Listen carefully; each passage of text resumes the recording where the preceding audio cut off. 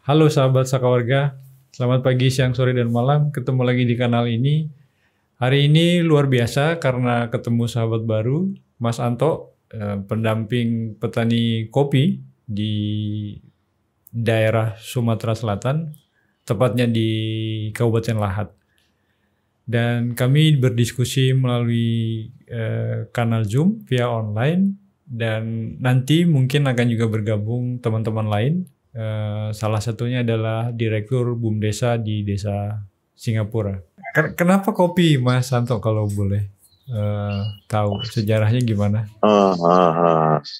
Jadi sebenarnya sejarahnya kan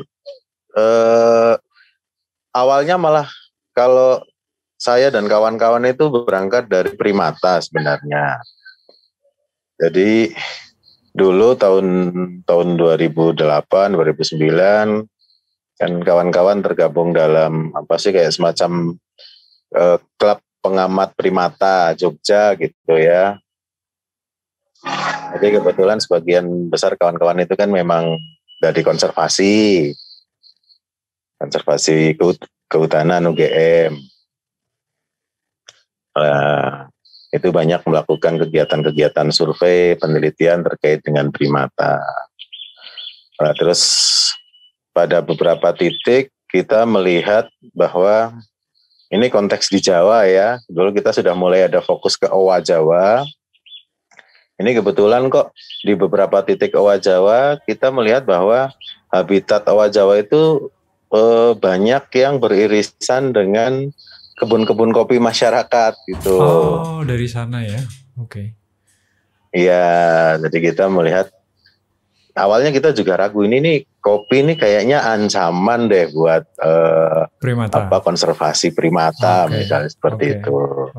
Nah, dengan beriring waktu kita banyak berinteraksi juga dengan masyarakat, kita akhirnya kepikiran mungkin nggak sih bahwa kalau yang namanya kopi ini sendiri bisa didorong sebagai sebuah bagian dari strategi konservasi primata khususnya Owa Jawa. Nah, awalnya dari situlah istilahnya sejarah kenapa saya dan beberapa kawan-kawan mulai masuk ke wilayah perkopian seperti itu, Mas Dandar. Nah, sekarang yang dilakukan terkait dengan kopi apa, Mas? Tepatnya, Mas? Kalau ini yang kita lakukan di Kabupaten Lahat ini sebenarnya memang bagian dari sebuah kegiatan terkait dengan konservasi kawasan hutan. Jadi seperti Mas Danar tahu ini kan memang pemerintah ini sedang menggalakkan yang namanya program perhutanan sosial di seluruh kawasan-kawasan hutan di Indonesia. Betul. Nah, ini kemarin memang faktanya bahwa yang namanya program perhutanan sosial ini masih cenderung orientasinya pada konteks luasan gitu ya. Jadi yang penting ada target luasan yang tercapai. Nah, pasca izin ini sendiri banyak kelompok-kelompok yang sebenarnya bingung gitu. Ini setelah izin didapat mau ngapain? Nah, ini banyak kawan-kawan sebenarnya yang sudah mulai masuk ke wilayah-wilayah pendampingan pasca izin gitu ya. Cuma kemarin saya dan beberapa kawan-kawan melihat bahwa sebagian besar strategi yang dimainkan oleh teman-teman ini masih lemah secara epistemologis ya. Jadi berat nih bahasanya. Rata-rata mereka hanya mendampingi pada konteks kelompok. Oke lah, katakanlah misalnya ada support terkait dengan capacity building, ada support terkait dengan mungkin permodalan usaha, ada support terkait dengan jejaring. Tapi pertanyaannya balik lagi, what's next gitu. Mereka paling hanya bisa dampingin 1-2 kelompok. Kelompok-kelompok yang lain nasibnya gimana? Karena yang didampingi itu mungkin bisa berhasil, tapi mestinya itu mengandalkan adanya eksternal input yang cukup tinggi gitu kan, Mas Danar. Nah, dari situ kita mencoba melihat ada nggak sih potensi untuk menggerakkan kelompok-kelompok perhutanan sosial tanpa harus mengandalkan eksternal input yang terlalu tinggi gitu. Nah, dari situ kita mulai mencoba, kita diskusi, kita mencoba menggali kemungkinan-kemungkinan. Akhirnya kita sampai pada satu titik kesimpulan bahwa mau nggak mau, suka nggak suka, ini yang namanya kelompok-kelompok perhutanan sosial ini harus terintegrasi dengan skema pembangunan desa. Oke, menarik. Jadi selama ini kan isu perhutanan sosial ini masih, sorry to say, cenderung bersifat sektoral gitu ya. Iya. Jadi mentang-mentang itu kawasan hutan diurus langsung oleh KLHK, mentok hanya melibatkan provinsi misalnya yang punya dinas kehutanan.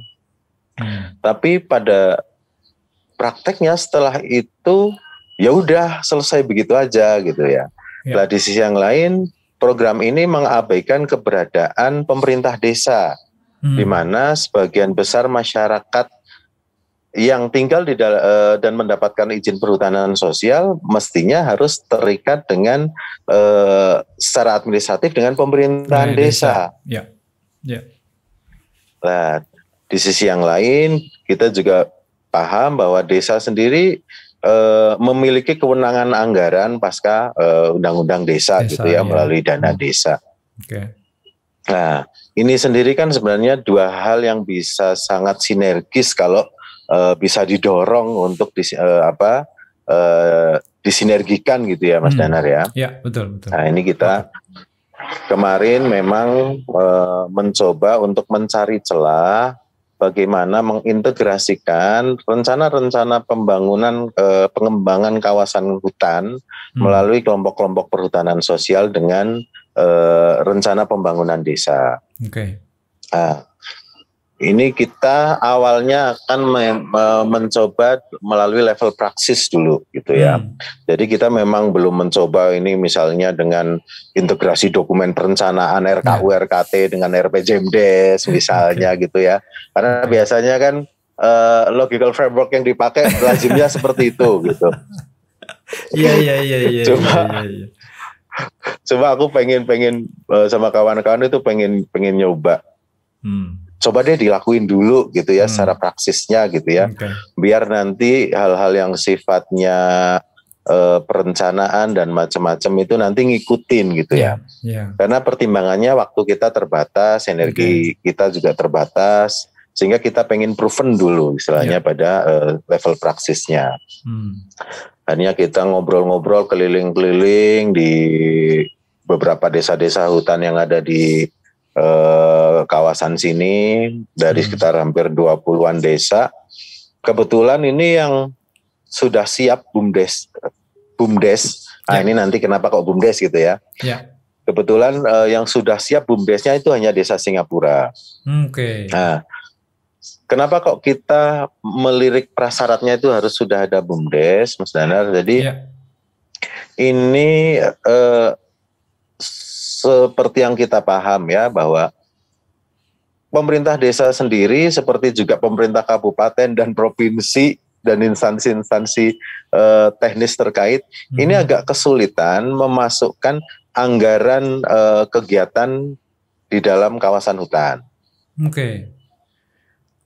Karena memang ada aturan yang melarang, misalnya dinas PU kok bikin jalan di dalam kawasan hutan misalnya. Di sisi yang lain, realitasnya di dalam kawasan hutan itu banyak pemukiman, dan pemukiman itu pasti ketika ditanya apa kebutuhan mereka, apa problem mereka, jawabannya konkret, pasti infrastruktur. Dari mulai jalan, dari mulai fasilitas kesehatan, dari mulai fasilitas pendidikan, listrik, kan nol semua, hampir nggak ada. Kecuali inisiatif-inisiatif yang dilakukan secara mandiri oleh masyarakat, seperti itu. Lah, kita sendiri nggak mungkin nabrak aturan tersebut gitu ya. Jadi misalnya mendorong desa untuk bangun jalan, misalnya untuk memudahkan transporting komoditi atau bangun sekolahan misalnya. Akhirnya kita mikir lagi, apa nih yang bisa dilakukan terkait mengintegrasikan antara pembangunan desa dengan kawasan-kawasan perhutanan sosial. Hanya kita bisa sampai pada kesimpulan mungkin yang paling make sense untuk dilakukan adalah mengintegrasikan skema ekonominya. Nah, selama ini desa sendiri juga belum melihat bahwa kawasan hutan ini merupakan kawasan potensial dalam perspektif pengembangan ekonomi desa. Jadi kayak seolah wilayah sendiri gitu ya. Nah, kebetulan di sini memang sebagian besar, ini sebenarnya nggak sengaja Mas, bukan mentang-mentang saya dulu pernah punya kegiatan terkait kopi, terus di sini juga kopi gitu ya. Tapi ini kebetulan aja bahwa memang desa-desa hutan di sini, ini yang kebetulan punya izin bentuknya HKM, ini semuanya petani kopi. Semuanya petani kopi. Jadi di sini kan ada dua subsuku utama ya, Semendo sama Semah ya. Dan mereka memang secara tradisional semenjak zaman dulu udah terkenal sebagai petani kopi di daerah-daerah kawasan hutan ya di sekitar Bukit Barisan. Saya sambil ngerokok nggak masalah ya Mas Dandar ya? Santai. Oke, sorry. Nah ini yang menarik ya ini Mas, kan tadi Mas Anto di awal menjelaskan ya bahwa luasan lahan yang kemudian bisa diperoleh sama masyarakat terkait dengan program perhutanan sosial ini kan sekarang lumayan ya. Nah kemudian kan pertanyaannya setelah ini mau kita apain nih lahan gitu. Nah memulai sesuatu yang baru meskipun tadi Mas Anto mengatakan bahwa kebetulan komunitas petani kopi juga ada di wilayah dampingan, tapi sisi yang lain kan juga ada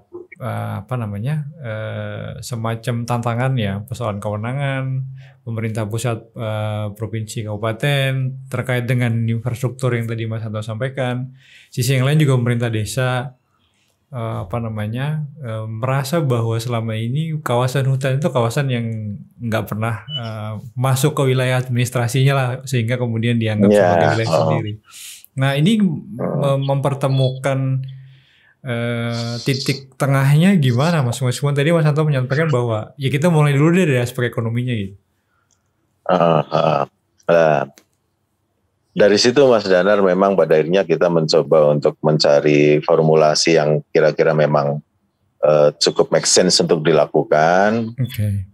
Nah ini akhirnya kita sampai pada satu rumusan bahwa ini mungkin yang bisa masuk ke sana melalui skema BUMDes. Jadi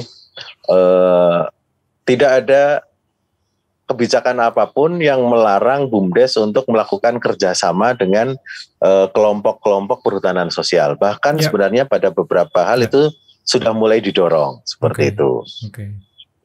Nah, dari situlah kita mencoba untuk mengajak diskusi pemerintah desa, mengajak diskusi tokoh masyarakat, termasuk juga kelompok-kelompok perhutanan sosial dan pengelola BUMDes untuk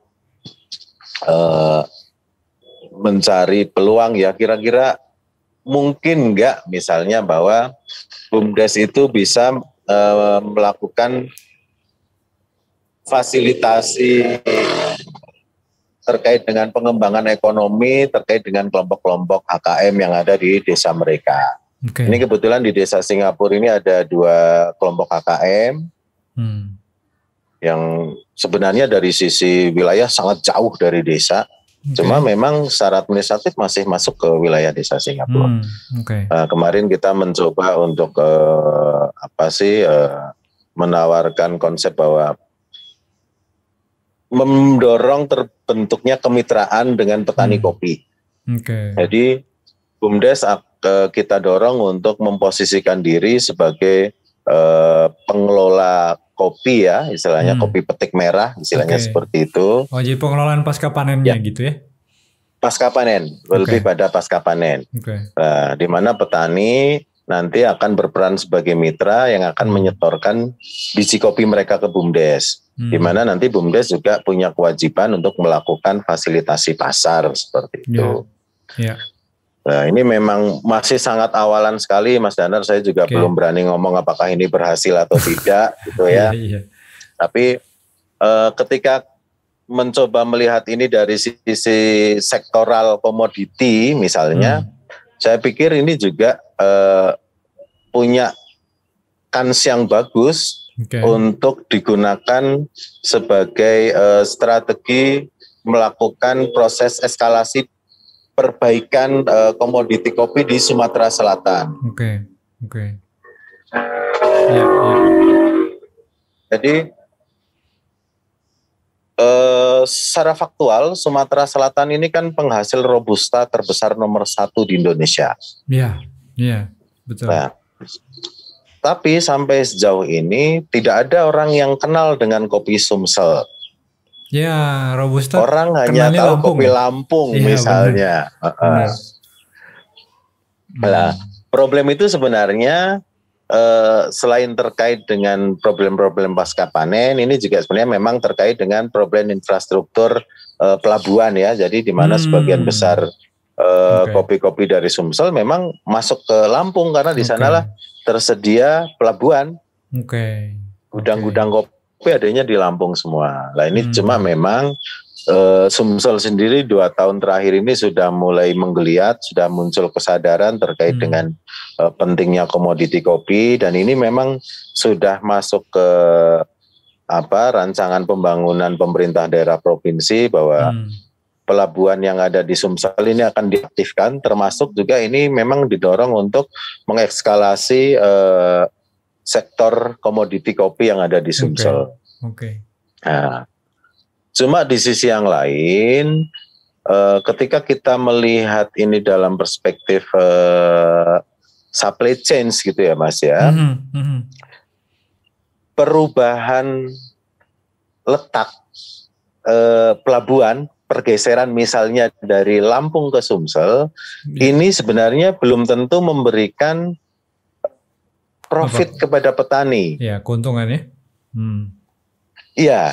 Jadi bisa jadi kalau setelah kita hitung-hitung, ya sebenarnya yang bakal untung di situ adalah mentok ada di tingkat toke gitu ya, di tingkat tengkulak gitu ya, karena mereka akan dimudahkan dengan biaya transporting yang lebih murah.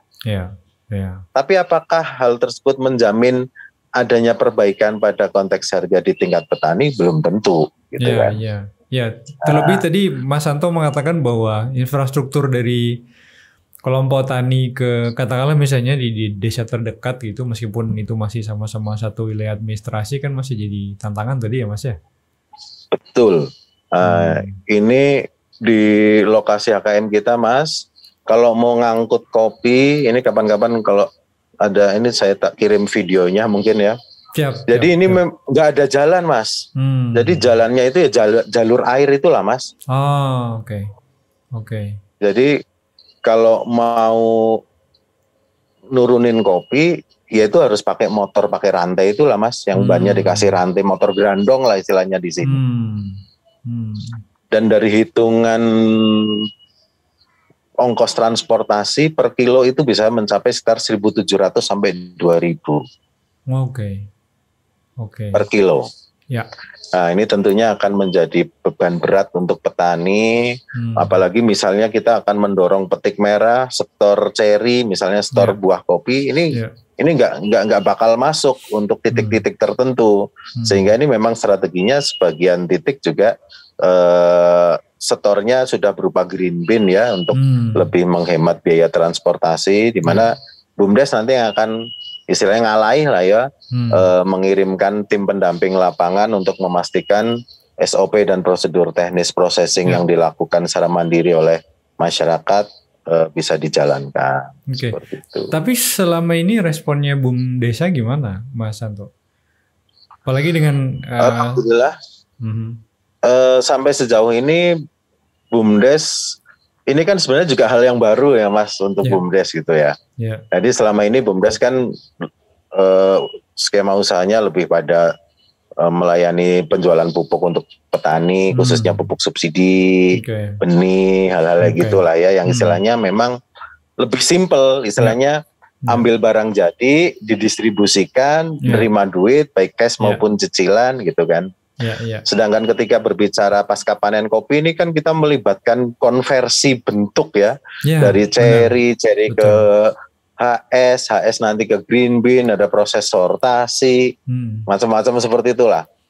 Nah, ini sendiri memang jujur kita akui bahwa ya sampai sejauh ini bisa jadi memang semangat. Cuma memang masih ada istilahnya ya penyesuaian lah ya, wajar ya. Saya pikir dimana kadang juga istilahnya beberapa hal terkait dengan kedisiplinan prosedur, hal-hal yang teknis gitu juga masih belum dijalankan secara 100%. Ya karena ini kayak kita pahami ini sebagai sebuah proses awalan gitu ya. Cuma memang sejauh ini saya pikir respon masih tetap positif dan yang paling clear adalah dukungan pemerintah desa dengan mengalokasikan komitmen pendanaan dana desa untuk permodalan BUMDes khusus untuk skema kopi ini, Mas. Wah, menarik kalau itu. Ini menarik nih, Mas. Karena saya membayangkan memang dari bisnis proses yang biasa yang tadi Mas Anto sampaikan, ini kan jadi distributor ini ya, kebutuhan pertanian ya. Sekarang harus ada model bisnis baru di mana ini kan mensyaratkan keahlian baru ya, yang tadi Mas Anto juga sudah sampaikan. Nah, ini nutup celah kapasitasnya ini, apakah memang ini kemudian jadi perannya Mas Anto dan teman-teman gitu sebagai, saya nggak tahu namanya, pendamping atau apa? Ya. Kita sadar bahwa posisi kita di sini temporary. Gitu ya. Jadi kita sangat terbatas waktu. Selama kita belum ada support budgeting baru juga mungkin kita nggak bisa secara intens gitu ya. Makanya dari awal kita mencoba untuk melakukan konsolidasi dengan kawan-kawan penggiat kopi lokal, Mas. Penggiat kopi daerah. Jadi kita awal masuk di sini sebelum kita jalan kita udah ngobrol-ngobrol sama kawan-kawan penggiat kopi di Pagar Alam, kita ngobrol dengan penggiat kopi di Lahat, yang rata-rata sebagian besar kan anak muda masih semangat kayak gitu ya. Betul. Nah, termasuk untuk mengisi celah terkait dengan kapasitas, pengalaman, termasuk visioning bisnis sebenarnya ini yang PR yang paling besar gitu ya. Mungkin teknis 1-2 bulan masih bisa dipelajari lah. Tapi membangun visioning bisnis dan itu terinternalisasi secara internal di manajemen tim BUMDes, ini di PR besar. Saya jujur ini masih PR besar kita gitu ya.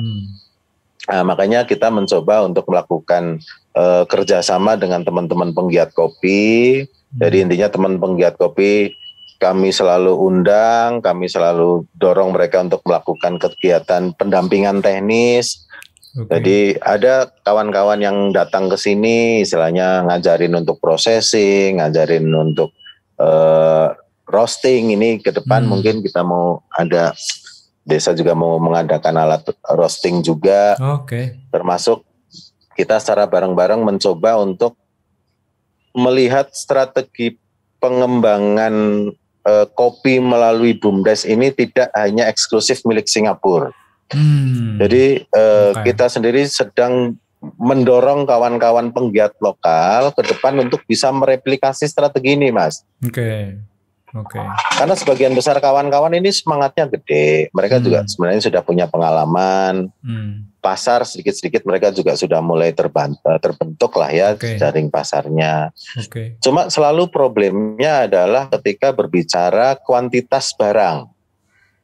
Kuantitas dari barang sisi supply misalnya. Supply, Supply-nya. Jadi ini kita berbicara pada konteks robusta, fine robusta lah ya, minimal premium lah ya untuk konteks market yang memang berbeda dengan market asalan gitu.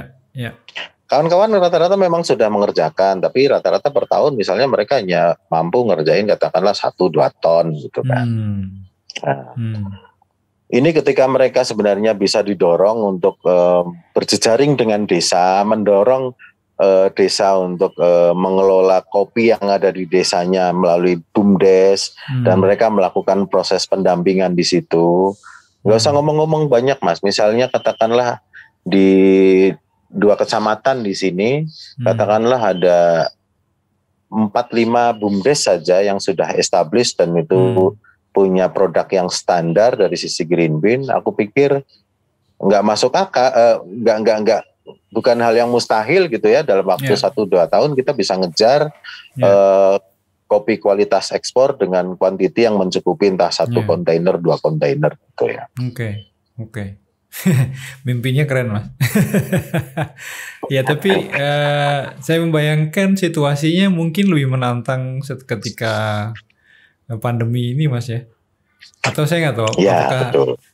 Punya pengaruh signifikan atau enggak. Ini kan cara pikirnya orang kota nih kalau kalau di pedalaman cukup pengaruh nggak sih Mas? Sebenarnya efek terbesar ini kan sebenarnya pada konteks market ya Mas ya. Ketika kita bicara pasar, pastilah ini Jogja saja mungkin yang namanya kedai meskipun sudah buka juga belum bisa full gitu ya. Terus saya pikir kota-kota yang lain juga mengalami hal yang sama gitu ya. Nah, ini pasti akan sangat berpengaruh sekali terhadap serapan pasar. Nah, cuma ya ini modalnya bismillah, yakin optimis bahwa pandemi ini pasti akan berlalu gitu ya. Amin. Jadi saya selalu mencoba mengajak diskusi kawan-kawan ini dalam frame waktu ini bisa jadi kita nggak ngomong tahun ini, kita mungkin ngomong 3-4 tahun yang akan datang.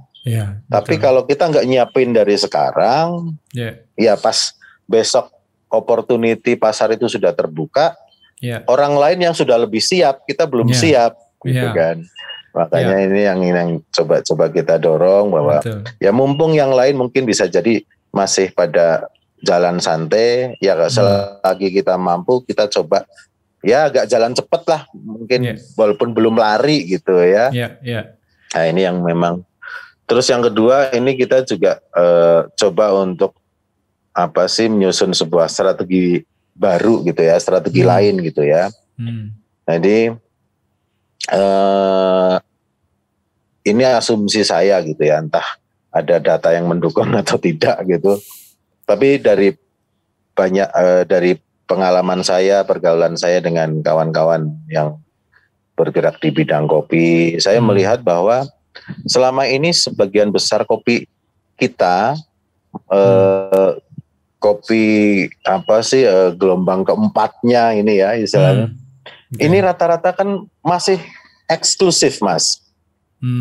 Jadi ketika kita ngomong specialty coffee Arabica, ketika kita ngomong fine Robusta, ini masih eksklusif pada konteks lingkaran kelas menengah atas terdidik, minumnya di kafe, gitu kan, enggak, Mas, dengan harga saya yang udah relatif membawanya ke rumah kalau tidak terjangkau. Ini juga yang mendorong saya punya keyakinan gitu ya, bahwa apalagi ditambah dengan situasi pandemi gitu ya Mas ya. Kemarin misalnya banyak juga info-info penjualan kopi susu untuk delivery ke rumah semakin meningkat, misalnya di Bandung, Jogja, Jakarta.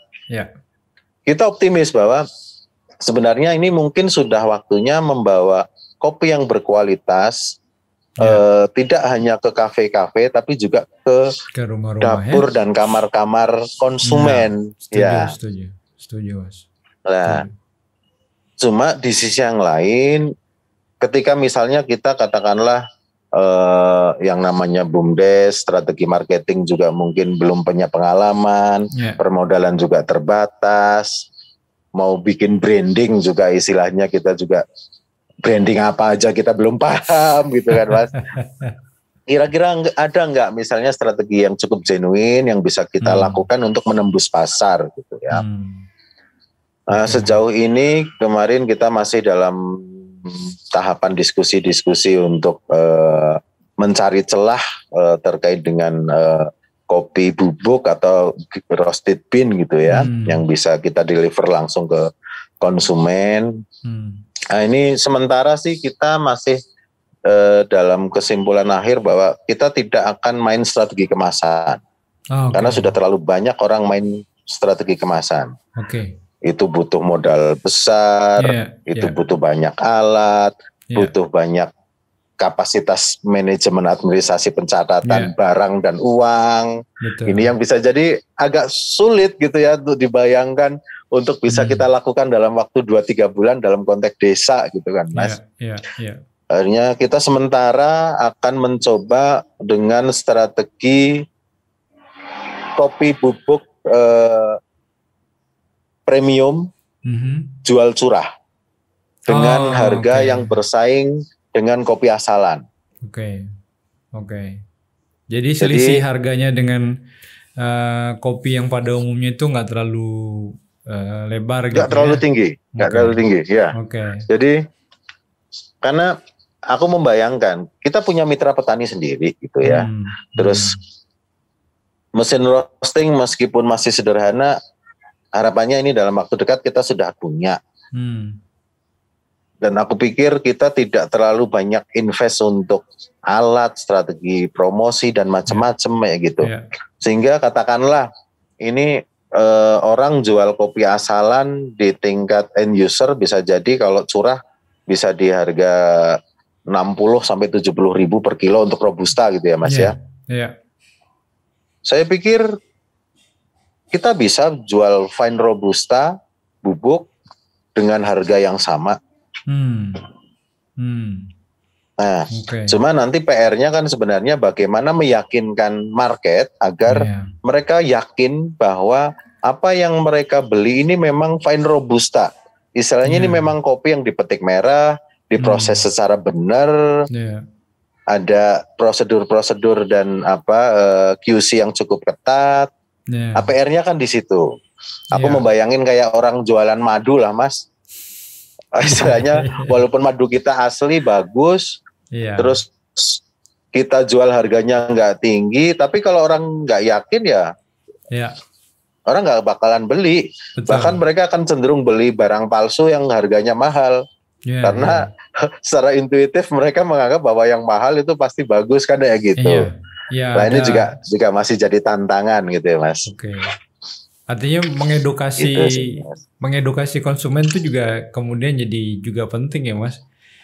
Misalnya untuk menjelaskan kepada konsumen mengapa lebih baik konsumsi fine robusta gitu ketimbang kopi-kopi yang kita nggak pernah tahu dikelola pasca panennya dengan model seperti apa atau dengan apakah dia punya standar pengolahan dengan baik misalnya gitu kan? Ya. Betul. Termasuk ini di sini kan kita juga punya project citizen journalism ya Mas, ini ada di 20 desa. Nah, ini juga kita sedang dalam tahap untuk bagaimana bisa mensinergikan lah ya antara skema market kopi dengan kawan-kawan yang sudah mulai aktif sebagai duta literasi melalui skema citizen journalism ini. Insya Allah bakal nyambung. Saya sih optimis itu bakal nyambung. Tapi kalau boleh tahu Mas, menurut pengamatannya Mas Santo di pasar domestik ya di tingkat lokal itu daya serap kopinya gimana? Lumayan bagus? Kalau daerah sini ya Mas ya, kita main ke rumah orang sebelum pantat kita panas di kursi, kopi pasti sudah keluar. Jadi di sini memang tradisinya tradisi ngopi gitu ya. Dan tingkat konsumsi lokal sendiri baik di kampung maupun di kota relatif tinggi. Jadi dari beberapa pengalaman beberapa orang yang sudah jualan kopi bubuk asalan ya. Bahkan petani kopi pun 3 bulan 4 bulan setelah panen mereka bakal beli kopi Mas. Karena habis stok. Ini di tingkat kampung aja. Sehingga saya cukup optimis bahwa ini termasuk juga ketika tadi Mas bilang bahwa mengedukasi konsumen, ini sangat penting sekali. Makanya ini di posko kita tiap malam pasti ada aja lah orang main, entah orang 4-5 ganti-gantian terus Kita selalu suguhkan kopi. Kita selalu ajak mereka diskusi tentang kopi. Suruh ngicipin kopi gitu ya. Jadi sudah mulai banyak orang-orang yang sudah mulai istilahnya udah nggak mau lagi minum kopi asalan, istilahnya seperti itu. Dan banyak yang istilahnya mereka secara mandiri coba-coba di rumah untuk proses sendiri, meskipun cuma untuk konsumsi mereka sendiri, entah 10 kilo, 20 kilo seperti itu. Dan saya pikir itu saya optimis ini pasar yang cukup bagus. Dan ini rencana juga kita pengen ini sebenarnya sudah mulai sih dengan program citizen journalism ini, kita juga mendorong mereka mulai mengcapture terkait dengan fenomena kopi dan culture sebenarnya. Bagaimana misalnya secara sosial masyarakat melihat kebun kopi, tanaman kopi, termasuk mengkonsumsi kopi gitu ya. Sambil kita mulai promote kopi petik merah, kopi yang berkualitas seperti itu. Oke. Ih, menarik. Coba kita bisa ngobrol di situ ya, Mas. Ayo main sini, Mas. Insya Allah. Jadi berarti ini Mas Anto bolak-balik ya? Jogja ke Lahat, atau memang sudah beberapa? Bolak-baliknya sekarang Jogja Palembang, Lahat Palembang paling. Balik Jogja paling nggak mesti 2 bulan sekali, 3 bulan sekali. Gitu Oke. Ini berarti dalam skema program apa sih Mas, kalau boleh tahu Mas? Ini sebenarnya kita jalan di sini melalui Yayasan Pena Bulu. Ini kerjasama sama lembaganya Mas Alvan, Saka Warga itu. Oh iya. Kok dunia sempit ya? Kita dapat support dari Ford Foundation. Oh, Ford, oke. Iya. Berarti ini memang skema yang dari Pena Bulu itu memang isunya di kopi, atau memang sebetulnya isunya di perhutanan sosial? Sebenarnya lebih ke Sustainable Natural Resource Management, Mas. Fokus kita di situ.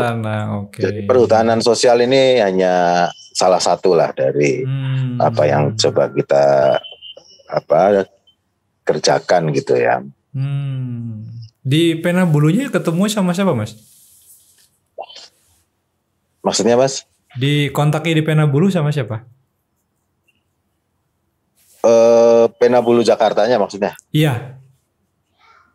Sama Mas Eko langsung? Saya bisa sama Mas Eko, sama Mas Setio. Oh, Setio. Kok ya dunianya sesempit itu ya? Nyambung juga ke Mas Eko sama Mas Setio. Nyambung, Mas. Kalau sama Setio dulu sama-sama di Patiro. Oh, ya, gitu. Termasuk sama Alvan segala. Iya. Sama Mas Eko ya kongko-kongko ngopi-ngopi lah. Iya. Oh alah, dunianya kok ya nyambung-nyambung juga ke situ ya. Oh, ini ada siapa nih? Mas Reno baru gabung. Selamat datang Mas Reno.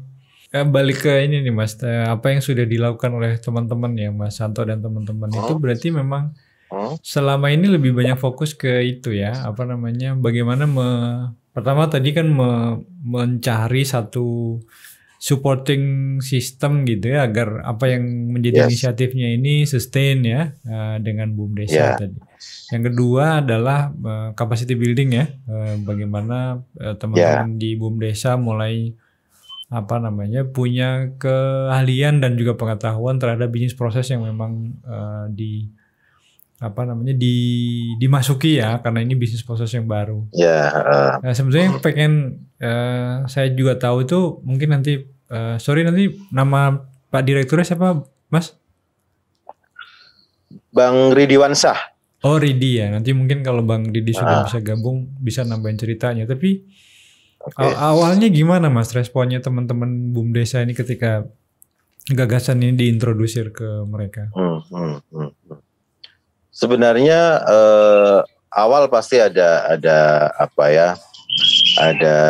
kayak mungkin sedikit keraguan gitu ya. Bisa nggak sih sebenarnya kita ngelakuin hal yang mungkin bisa jadi pada beberapa hal dianggap cukup kompleks ya, dari hal-hal yang sifatnya teknis, dari hal-hal yang sifatnya manajemen dan administratif.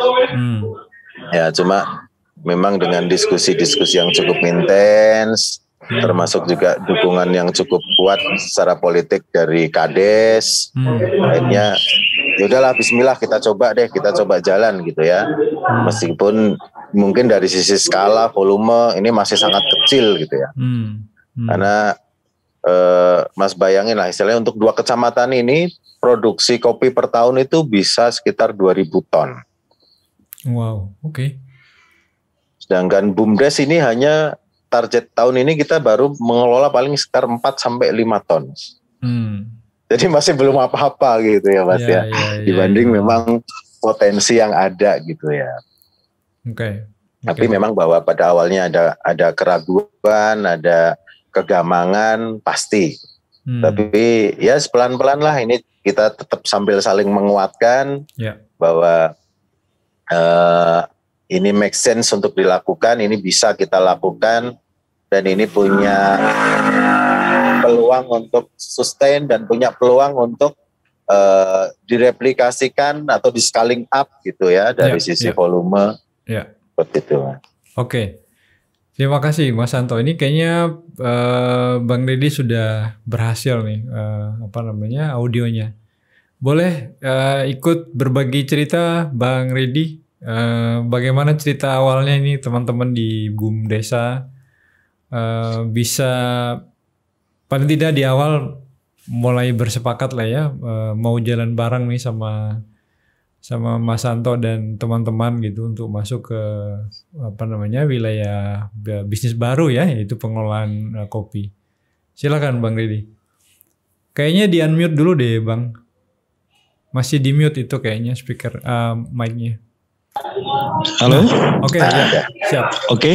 Silakan. Ya, ada suara. Oke, terima kasih Bang Anto dan Bang siapa namanya tadi Bang? Danar. Oh, Bang Danar ya. Oke. Salam kenal. Saya adalah Ridi M. Wansa. Itulah selaku direkturnya BUMDes Maju Bersama Desa Singapura. Kami sangat antusias dengan adanya pendampingan oleh Yayasan Pinabulu mengadakan yaitu kopi petik merah di Desa Singapura, Bang. Walaupun beberapa kendala dan rintangan yang disampaikan Bang Anto tadi itu adalah suatu rintangan yang harus kita hadapi, tapi alhamdulillah untuk sekarang itu sama-sama belajar dan anak-anak pun di desa pun ikut belajar. Maka alhamdulillah untuk sekarang ini prosesnya udah mulai berjalan walaupun masih ada halang-halangan sedikit gitu Bang ya. Oke. Kalau boleh tahu Bang Redi sebelumnya apa sih jenis usahanya BUM Desa? Sebelumnya kami BUMDes itu hanya menyuplai kebutuhan untuk petani seperti pupuk untuk kebutuhan budidaya padi dan lagi ada simpan pinjam khusus untuk yang menggarap lahan gitu Bang. Iya, aku untuk dulunya ya. Oke. Nah ini kenapa tiba-tiba tertarik dan sepakat nih jalan sama Mas Anto dan teman-teman ini, kan padahal belum kebayang ya kira-kira ke depan mau seperti apa gitu.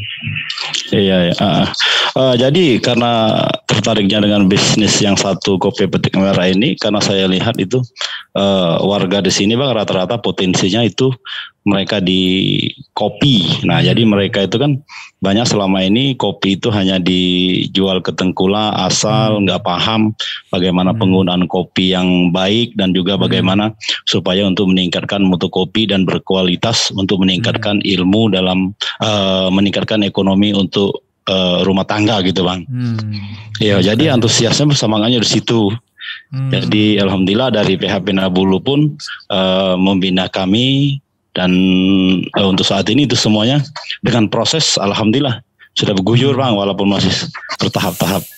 Oke. Oke. Nah kalau boleh tahu tantangan di awal yang dihadapi oleh teman-teman BUM Desa apa Bang? Kalau aku sengaja tak matiin karena lagi order kopi nih belum. Oh iya. Ini bikin iri aja. Meskipun saya habis ini tadi pagi-pagi nyeruput Argopuro, Mas. Oh iya, sebentar.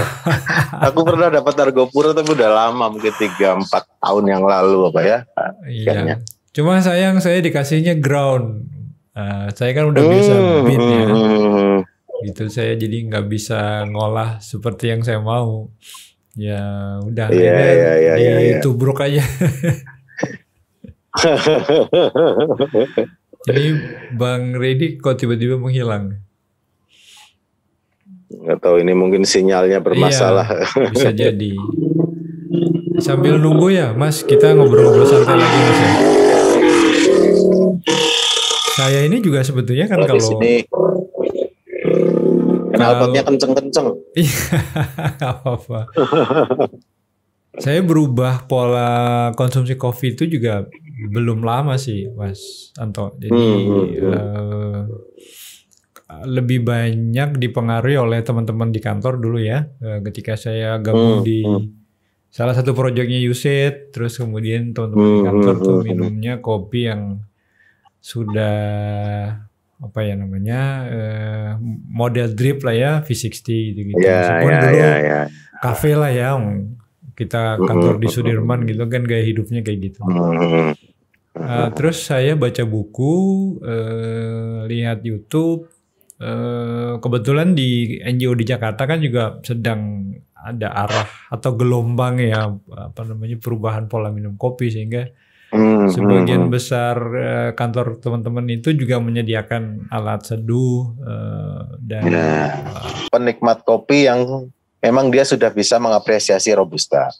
Terus yang kedua, ini sebenarnya juga terkait dengan situasi perekonomian dunia di mana daya beli diasumsikan turun, padahal dari sisi selera akan sangat sulit mendowngrade selera dan kebiasaan-kebiasaan. Iya, benar. Setuju. Makanya akan ada kebutuhan supply barang yang istilahnya dia tidak mengurangi kualitas, tapi dengan harga yang lebih terjangkau. Oke. Ini juga sebenarnya kalau mau dibawa ke arah yang lebih luas juga ada semacam prediksi kemungkinan penurunan produksi Arabica akibat global warming dan macam-macam seperti itu ya. Tapi secara umum saya optimis gitu ya. Saya optimis bahwa apapun jenis kopinya ini ketika katakanlah kita bisa mengolah ini secara benar dari sisi on farm sampai ke off farmnya dan petani itu sendiri sudah bisa mengapresiasi apa yang mereka hasilkan, ini tinggal nunggu waktu aja agar orang lain mau mengapresiasi.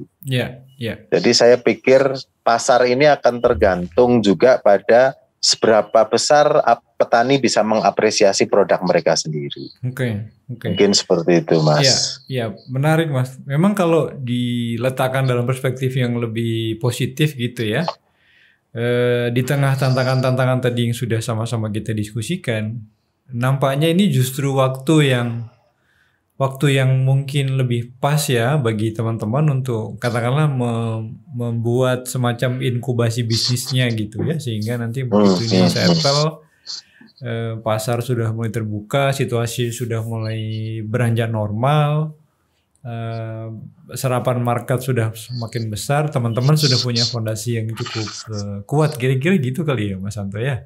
Iya, betul sekali Mas.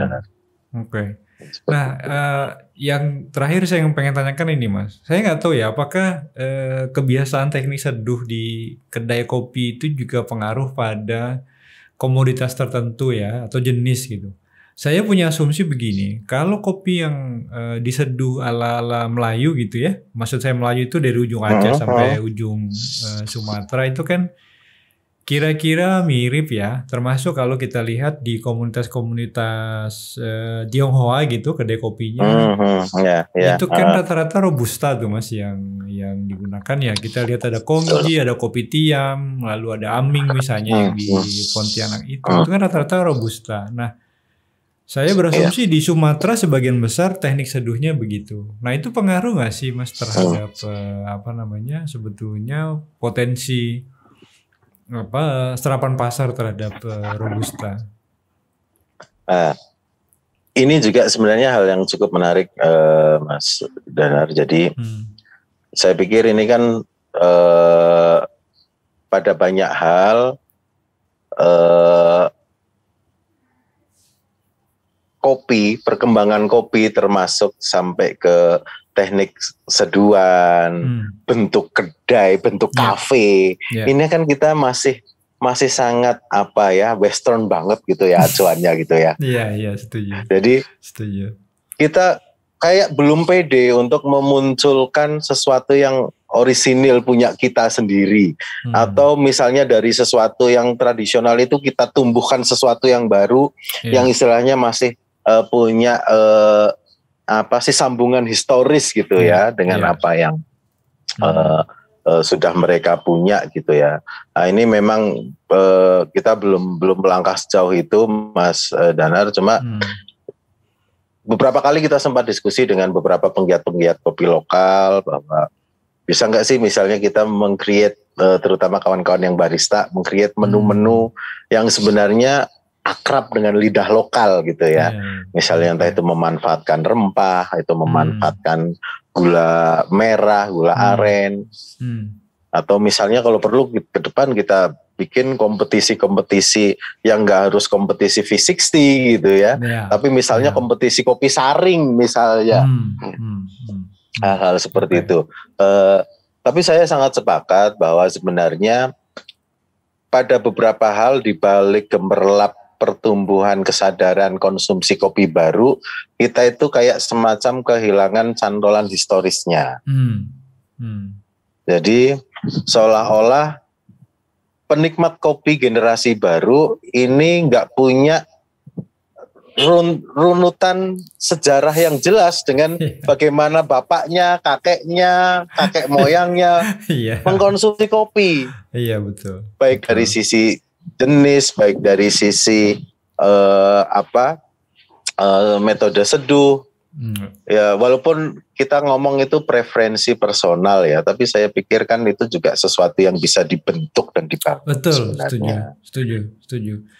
Ya kalau berdasarkan pengalaman saya pribadi sih Mas Santo, jadi memang teknik seduh itu hanya sasaran antara ya untuk mencari satu rasa yang sebetulnya paling kita suka. Nah jadi saya kemudian memahami di komunitas kopi ini adalah komunitas yang paling toleran menurut saya, karena antar orang tidak akan berdebat soal selera, antar orang tidak akan berdebat soal teknik seduh, tapi kita sama-sama sepakat bahwa satu, usaha petani itu harus dihargai yang lebih tinggi. Yang kedua, olahan pasca panen itu memang harus proper ya, sehingga menghasilkan satu rasa yang memang sama-sama kita inginkan. Itu kalau itu kan sudah masuk ke wilayah kebenaran material yang objektif dong Mas. Ya ini sebetulnya kan kalau sesama anak-anak LSM ini kan kalau sambil ngopi kan sambil cerita apa sih yang menjadi pengalaman personal masing-masing orang gitu Mas, dan pada akhirnya ketika kita keliling juga ke kedai-kedai kopi yang pengelolanya juga punya komitmen untuk mendampingi petani kopi kan, saya kira kita kemudian satu frekuensi ya ngobrolnya gitu. Jadi memang menarik bicara kopi, memang bukan sekedar bicara lifestyle saya kira, tapi juga bicara bagaimana kita membangun peradaban ya Mas Santo. Dan saya kira Mas Santo dan teman-teman sudah melakukan itu dalam proses untuk menuju ke peradaban baru saya kira. Nah ini usul ini kalau ke Mas, jadi ke depan kalau misalnya ada diskusi kopi lagi, mungkin Mas Danar bisa ngundang itu kawan-kawan yang aktif pada konteks direct trading gitu ya. Pada konteks kopi. Jadi harus kita akui kan sebenarnya ngetrennya skema kopi di Indonesia ini kan juga salah satunya dipicu melalui kawan-kawan penggiat kopi yang melakukan kegiatan pendampingan langsung ke petani. Mereka melakukan proses direct trading, memangkas jalur rantai dagang. Petani bisa dapat nilai yang harga yang cukup bagus. Mereka dapat barang yang cukup bagus. Konsumen juga diharapkan bisa melakukan proses apresiasi terhadap hal-hal tersebut.